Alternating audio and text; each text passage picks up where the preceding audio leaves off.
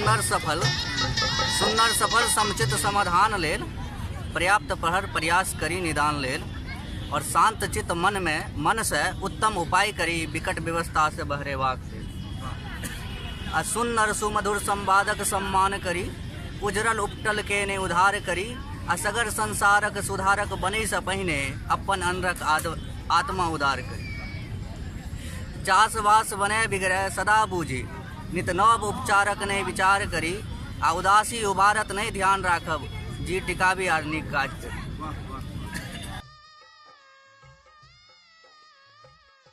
आब एगो बिहन कथा है कि हमर उत्साह आकाश छुबि रहल अछि, अहाँ किछु करबै हमर आँखिक सुनसान बाटक चाल चलतै।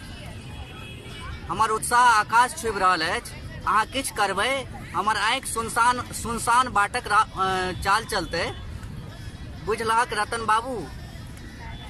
अच्छा मालिक, सुनैत रहिए सफलता भेटे देरी लोक असगरुआ भए जाइ छै। अहूँ तकरे समर्थक छी कि नहीं हो? अपन किछु स्टैंडर्ड होइ छै। हाँ, काल्हि हमर बेटा भरि परिवारक फोटो फेसबुक पर दैत घड़ी हमर लेटाल देहक चेहरा काटि देलकै, भए सकैए।